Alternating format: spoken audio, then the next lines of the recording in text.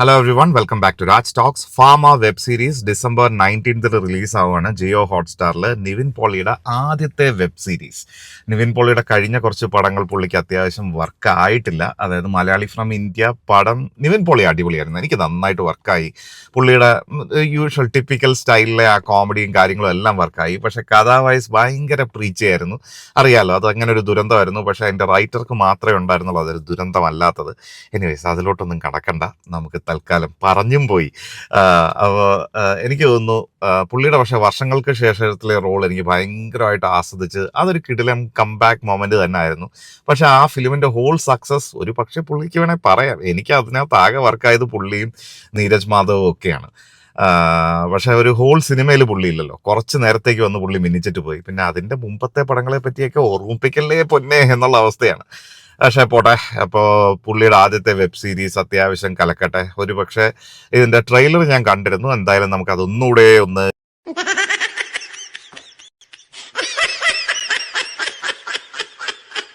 എനിക്ക് അതിനകത്ത് last animation work ഭയങ്കര ഇഷ്ടപ്പെട്ടു. ഒരു ക്യാപ്സ്യൂളിനകത്ത് ത്രിശങ്ക് സ്വർഗത്തിൽ നിൽക്കുന്ന, അതായത് അങ്ങോട്ടും ഇല്ല ഇങ്ങോട്ടും ഇല്ല എന്നുള്ളൊരവസ്ഥയിൽ പെട്ട് കിടക്കുന്ന നിവിൻ പോളി. അത് ഒരു പക്ഷെ പേപ്പറൊക്കെ ഇട്ടിരിക്കുന്നതെന്ന് പറഞ്ഞാൽ നിയമകുരുക്കിലുള്ള പോരാട്ടവും കാര്യങ്ങളും ഒക്കെ ആയിരിക്കും. പുള്ളിയുടെ ലൈഫ് ഒരുപാട് അഫക്റ്റ് ചെയ്യുന്നതായിരിക്കും. പുള്ളി ഒരു മെഡിക്കൽ റെപ്പാണെന്ന് മനസ്സിലായി. പക്ഷേ ഇത് കാലഘട്ടം ഇനി പഴയതാണോ? കാരണം അങ്ങനത്തെ ബാഗ്സ് ഒക്കെ ഇപ്പോഴും മെഡിക്കൽ റെപ്പ് കൊണ്ടു നടക്കാറുണ്ടോ? എനിക്ക് അറിയില്ല, ഒരു സംശയം കൊണ്ട് ചോദിച്ചാണ്. പുള്ളിക്ക് ഒരു മെഡിക്കൽ റെപ്പിന് എന്തായാലും ഒരു മരുന്ന് വിറ്റത് കാരണം ഡയറക്റ്റ് ഇഷ്യൂസ് വരാൻ ചാൻസസ് ഇല്ല. അത് പക്ഷേ ആ കമ്പനിയുടെ ആയിരിക്കും. അപ്പോൾ ഇത് പുള്ളിക്ക് മോറലി റെസ്പോൺസിബിലിറ്റി, നായകനാവുമ്പോൾ അങ്ങനെയാണല്ലോ, ഇരുട്ടാക്കാൻ പറ്റില്ല. അപ്പോൾ പുള്ളി പെട്ടെന്ന് ഇറങ്ങി ഫൈറ്റ് ചെയ്ത് ഇതിലോട്ട് ഇറങ്ങി തിരിയുമ്പോൾ വൻ പ്രശ്നങ്ങൾ, അടി ഇടി കുത്ത് വെടിവെപ്പ്, അവസാനം ശുഭം, സത്യം ജയിക്കുന്നു എന്നുള്ളൊരു ലൈൻ ആയിരിക്കാം ഈ ട്രെയിലർ കണ്ടിട്ട്. ഇതിന്റെ വേറൊരു ചെറിയ കമ്മിങ് സൂൺ എന്ന് പറഞ്ഞ 2 ആഴ്ച മുമ്പുള്ള ഒരു വീഡിയോയും വന്നിട്ടുണ്ടായിരുന്നു. അത് കുറച്ചുകൂടെ ഇതിന്റെ തട്ടിപ്പും കാര്യങ്ങളും, ചെറിയ രീതിയിലുള്ള ഔൺസ് കൂട്ടി മരുന്ന് പെട്ടെന്ന് നമ്മൾ കൺസ്യൂം ചെയ്യുന്ന രീതിയിൽ അങ്ങനെയൊക്കെ എഡ്യൂക്കേറ്റ് ചെയ്യുന്ന രീതിയിലുള്ള നിവിൻ പോളിയുടെ ഒരു വീഡിയോ ആയിരുന്നു. അതും അത്യാവശ്യം കൊള്ളാം. അപ്പൊ ആകെ മൊത്തത്തിലൊരു പ്രതീക്ഷയുണ്ട്. ഇപ്പം നമ്മൾ പറയല്ലോ ലാലേട്ടന്റെ കംബാക്ക്, മമ്മൂക്കയുടെ കംബാക്ക്, എനിക്ക് അത് പറയുമ്പോൾ എനിക്ക് ഭയങ്കര കോമഡി തോന്നാറുണ്ട്. പക്ഷെ നിവിൻ പോളിയെ സംബന്ധിച്ചിടത്തോളം പുള്ളിക്ക് ഒരു നല്ല കംബാക്ക്, ഒരു സോളിഡ് ഹിറ്റ്, നല്ലൊരു പെർഫോമൻസ് തീർച്ചയായിട്ടും കൊടുക്കേണ്ട ഒരു ആവശ്യകത ഇപ്പം നിൽക്കുകയാണ്. പുള്ളിക്ക് അങ്ങനെ ഒരു കുറച്ച് നാളായിട്ടില്ല. പക്ഷെ ഇനി വരാനിരിക്കുന്ന സർവമായ, പിന്നെന്തോ ഡിയർ ഗേൾ ഫ്രണ്ടോ അങ്ങനെ എന്തോ പറഞ്ഞിട്ട് ഒരെണ്ണമുണ്ട്. പിന്നെന്തോ ഒരു കുടുംബ യൂണിറ്റോ അങ്ങനെ ഒരു പടം വരുന്നുണ്ട്. പുള്ളിക്ക് ഒരുപാട് പടങ്ങൾ വരുന്നുണ്ട്, ലൈനപ്പ് സ്ട്രോങ് ആണ്. അപ്പോൾ വരട്ടെ, പുള്ളി തീർച്ചയായിട്ടും വരട്ടെ. പുള്ളി എനിക്ക് ഭയങ്കര ഇഷ്ടമാണ് പുള്ളിയുടെ. എന്താ പറയുക, നമ്മൾ ഈ ചോറ് ഉണ്ണോണ്ടിരിക്കുമ്പോൾ നമുക്ക് തൽക്കാലം കോമഡി കാണുന്ന രീതി ആർക്കെങ്കിലും ഉണ്ടോ? എനിക്കുണ്ട്. അപ്പോൾ അങ്ങനത്തെ കോമഡി സിനിമകളൊക്കെ ഉണ്ടെങ്കിൽ പുള്ളിയുടെ എന്തെങ്കിലും വന്നു കഴിഞ്ഞാൽ ഞാൻ ഇരുന്ന് കാണും. അപ്പോൾ അങ്ങനെ ചോറ് കഴിച്ചിട്ട് അല്ലെങ്കിൽ ഭക്ഷണം കഴിച്ചിട്ട് ഞാനിങ്ങനെ കണ്ടുകൊണ്ടിരിക്കും. അപ്പൊ അങ്ങനെയുള്ള എന്താ പറയാ, നമ്മുടെ പഴയകാല ജയറാം, ജഗദീഷ് അങ്ങനെയൊക്കെ കഴിഞ്ഞിട്ട് ദിലീപ്, ഇവരുടെയൊക്കെ പടങ്ങൾക്ക് ശേഷം അങ്ങനെ കോമഡി കണ്ടിട്ട് എന്തെങ്കിലും കണ്ടതാണെങ്കിലും റിപ്പീറ്റ് കണ്ടോണ്ടിരിക്കാൻ പുള്ളിയുടെ മാനറിസവും ആ ഒരു ടിപ്പിക്കൽ പാറ്റേണിലുള്ള അഭിനയമൊക്കെ എനിക്ക് ഭയങ്കര ഇഷ്ടമാണ്. ഒരിക്കലും മടുത്തിട്ടില്ല. പുള്ളി വെറൈറ്റി ആയിട്ടും കുറെ ട്രൈ ചെയ്യാൻ ശ്രമിച്ചിട്ടുണ്ട്. പക്ഷെ എനിക്ക് അത്ര സക്സസ്ഫുൾ ആയിട്ടൊന്നും തോന്നിയിട്ടില്ല. പക്ഷേ ഈ സിനിമ, അതായത് ഈ ട്രെയിലർ കാണുമ്പോൾ എനിക്ക് പെട്ടെന്ന് ഓർമ്മ വരുന്ന 1-2 സിനിമകളുണ്ട്. അത് ഇതിന്റെ ആസ്വാദനത്തിനെ ബാധിക്കുമോ എന്ന് എനിക്കറിയില്ല. പക്ഷെ കഥ ഈ കാണിച്ചതിൽ നിന്നും അല്ലെങ്കിൽ ഇതിനകത്ത് സ്ക്രീൻ പ്ലേ ടൈറ്റ് അല്ലെങ്കിൽ ഒരു പക്ഷേ അറിഞ്ഞൂടെ ഇതെങ്ങനെ വർക്കാവുന്നത്. എനിക്ക് ഓർമ്മ വന്ന സിനിമകൾ പറയാം. 2024 ഇറങ്ങിയിട്ടുള്ള പില്ലെന്ന് പറഞ്ഞിട്ട് റിതേഷ് ദേശ്മുഖിന്റെ ഒരു വെബ് സീരീസ് ഉണ്ട്. അതും ഇതുപോലെയാണ്, 8 എപ്പിസോഡോ എങ്ങാണ്ടൊക്കെ ഉള്ളൂ.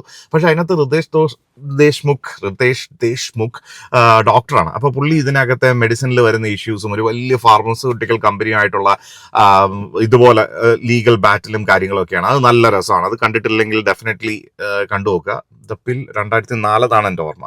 പിന്നെ എൻ്റെ മൈൻഡിലേക്ക് ഓടി വന്നതെന്ന് പറഞ്ഞാൽ പെയിൻ ഹസ്ലേഴ്സ്. അത് പക്ഷേ അത് വേറെ രീതിയാണ് കേട്ടോ. അതെന്താന്ന് വെച്ച് കഴിഞ്ഞാൽ ഒരു സ്ത്രീ, അവർക്ക് മോളുണ്ട്, സിംഗിൾ മോമാണ്, എമിലി ബ്ലണ്ട്. പെയിൻ ഹസ്ലേഴ്സ്, അതെ, എമിലി ബ്ലണ്ട് ആണ്. അടിപൊളി, ഭയങ്കര രസമാണ്. അവരുടെ ഫേസും എക്സ്പ്രഷനും ഒക്കെ ഭയങ്കര ഇഷ്ടമാണ്. ഭയങ്കര സുന്ദരിയാണ്, അതുകൊണ്ട് തന്നെ ഭയങ്കര ഇഷ്ടമാണ്. അപ്പം അഭിനയം അടിപൊളിയാണ്. സ്റ്റൺ ഡബിളോ അങ്ങനെ എങ്ങാണ്ടോ പറഞ്ഞിട്ട് ലാസ്റ്റ് ഒരു പടത്തിനകത്തും പുള്ളിക്കാരി ഉണ്ടായിരുന്നു. റയൻ റെനോൾഡ്സിന്റെ കൂട്ടത്തിലാണെന്നാണ് എൻ്റെ ഓർമ്മ. അത് പോട്ടെ, നമ്മൾ മാട്രിയിൽ നിന്ന് പോകുന്നു. അപ്പൊ അതിനകത്തും ഇതുപോലെയാണ്, പുള്ളിക്കാരി പോയിട്ട് ഒരു ഫാർമസ്യൂട്ടിക്കൽ കമ്പനിയിൽ കയറിയിട്ട് അത് പിന്നെ വേറെ പരിപാടികളാണ്. കുറെ പെണ്ണുങ്ങളെയൊക്കെ റിക്രൂട്ട് ചെയ്ത് വശീകരണവും പരിപാടികളും ഒക്കെ വെച്ചിട്ട് അവരുടെ സെയിൽസ് ഹൈ ആക്കുന്നു. പിന്നെ മരുന്നിൽ പ്രശ്നങ്ങൾ വരുന്നു, അങ്ങനെ ഡോക്ടേഴ്സിനെയൊക്കെ കൺവിൻസ് ചെയ്യുന്നു. അതൊരു അപാര പരിപാടിയാണ്. അത് രസമാണ് അത് കണ്ടുകൊണ്ടിരിക്കാൻ. അത് സിനിമയാണ്. പിന്നെ എനിക്ക് ഓർമ്മ വന്നത് ശരിക്കും പറഞ്ഞാൽ ധനത്തിലെ മെഡിക്കൽ റിപ്പായിട്ട് വന്ന നമ്മുടെ ലാലേട്ടനെയാണ്.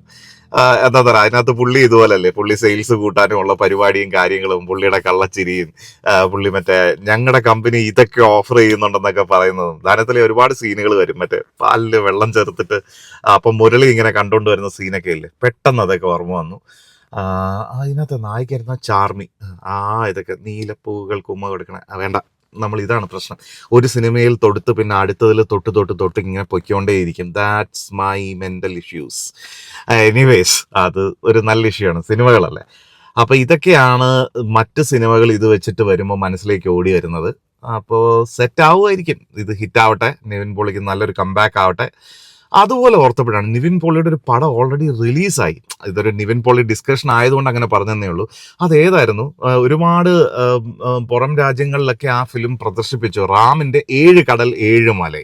യെസ്, അത് റാമിന്റെ അറിയാലോ, പേരൻപ് അടിപൊളി പടമാണ്. പറന്ത് പോവാണ് ഏറ്റവും ലാസ്റ്റ് വന്നത്, മറ്റേ മിർച്ചി ശിവയൊക്കെ വെച്ചിട്ട് എടുത്തൊരു പടം.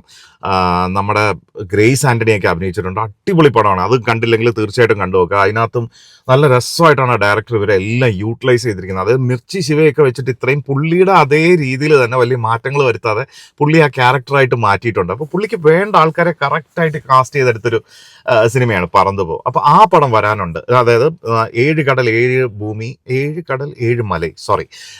അതിനകത്ത് ഇങ്ങനെ എന്തായിരുന്നു, ഒരു ഭൂതമായിട്ടാണ് നിവിൻ പോളി അഭിനയിച്ചിരിക്കുന്നത്. ആ പടം നിവിൻ പോളിയുടേത് ഇവിടെ റിലീസ് ആയിട്ടില്ലെന്നാണ് ഞാൻ മനസ്സിലാക്കുന്നത്. അതും നല്ല ഇതൊക്കെ കേൾക്കുന്നുണ്ട്. അപ്പോൾ പുള്ളി കംബാക്കിന്റെ പാതയിലാണ്, പുള്ളിക്ക് ഒരു കംബാക്ക് ആവശ്യമാണ്. അപ്പോൾ ഇതിനകത്തെ അഭിനയവും പെർഫോമൻസും പുള്ളിയുടെ സ്വസിദ്ധമായ കോമഡിയും കാര്യങ്ങളൊക്കെ വർക്കാവട്ടെ. അപ്പോൾ December 19 അത് കണ്ടിട്ട് ദ ഫാർമ കണ്ടിട്ട് അതിന്റെ റിവ്യൂ ആയിട്ട് തീർച്ചയായിട്ടും വരാം. അപ്പോൾ ശരി ഗായ്സ്, സിയാ.